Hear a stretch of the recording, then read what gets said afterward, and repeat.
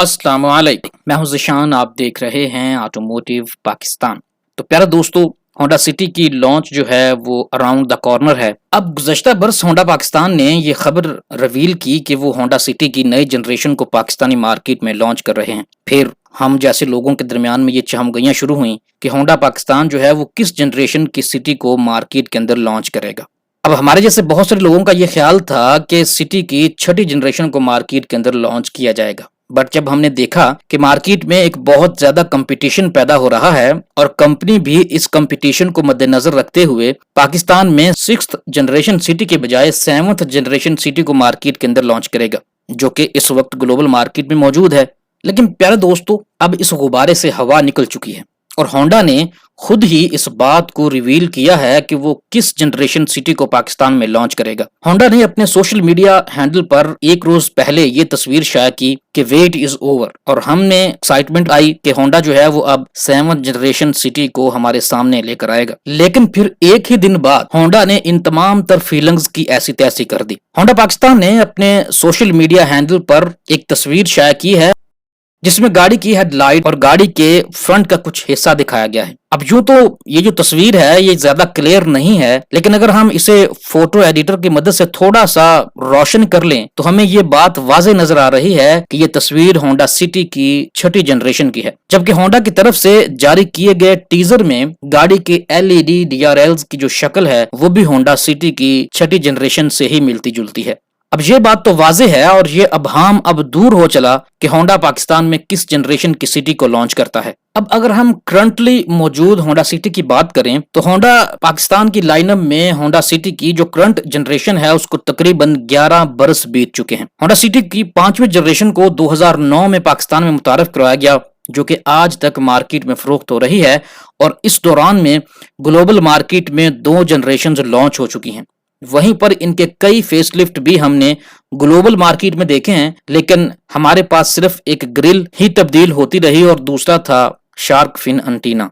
अब ये जो छठी जनरेशन है इस सिटी को आलमी मार्केट में 2014 में पेश किया गया था, जिसकी जगह नवंबर 2019 में होंडा सिटी की 7वीं जनरेशन ने ले ली। खासतौर पर लोकल मार्केट में ये प्रैक्टिस देखने में आई है कि जब कोई भी गाड़ी ग्लोबल मार्केट में रिटायर्ड हो जाती है तो उसे पाकिस्तानी मार्केट में फख्र के साथ पेश किया जाता है, जो कि होंडा सिटी की छठी जनरेशन की सूरत में आपने वाज़ेह देखी है। अब हम यहाँ ये भी नहीं कह सकते कि होंडा ने जानबूझकर ये हरकत की है। बहरहाल जाहिर है नई कंपनीज की तरह होंडा पाकिस्तान की भी ये कोशिश होगी कि वो एक ऐसी गाड़ी को लॉन्च करें जिसके सीकेडीज जो हैं वो इजीली अवेलेबल हों, और कोशिश करेगी कि इसकी प्राइस को भी कम किया जाए। लेकिन अगर हम देखें कि होंडा जैसी कंपनी जिसको कि पाकिस्तानी मार्केट में 3 दहाइयां गुजरने को हैं, और ये जो गाड़ी है, ये जो होंडा सिटी है, इसकी करंट जनरेशन को 1 दहाई बीत चुकी है। होंडा मार्केट में एक अच्छी पोजीशन रखती है, वहीं पर खासकर होंडा सिटी जो कि एक अच्छा कस्टमर बेस रखती है। अब होंडा को ये बात जेब नहीं देती कि वो ग्लोबली रिटायर्ड गाड़ी को पाकिस्तानी मार्केट में पेश करे,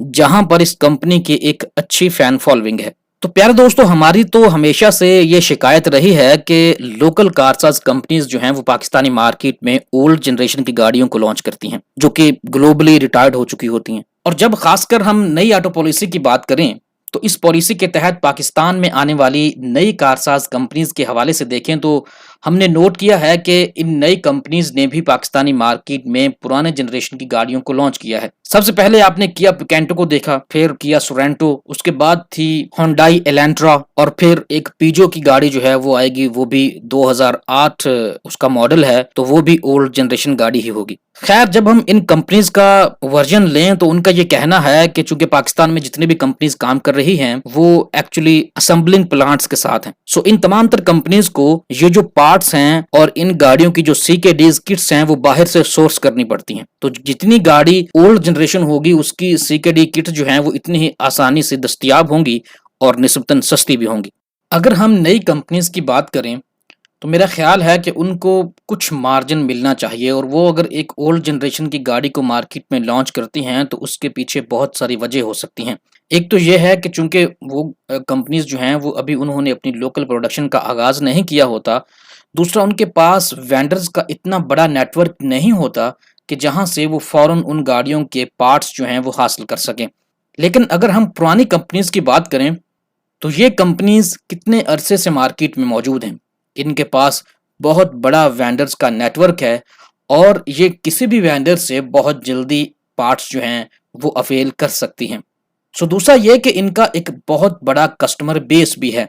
आखिर इन कंपनीज ने 30 साल तक इसी मार्केट से कमाया है और वो अगर इस मार्केट को नई गाड़ी नहीं दे सकती तो फिर इनके लिए शर्म की बात है।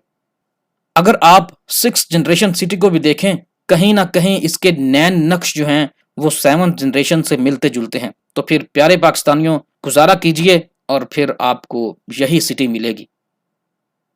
सो आज के लिए इतना ही। अगर आपने हमारे चैनल को सब्सक्राइब नहीं किया तो काइंडली इसको सब्सक्राइब कर लें और वो नोटिफिकेशन वाला जो आइकॉन है उसको भी दबा लें ताकि आपको नोटिफिकेशन जो है वो सबसे पहले मिल सकें। अल्लाह हाफिज़।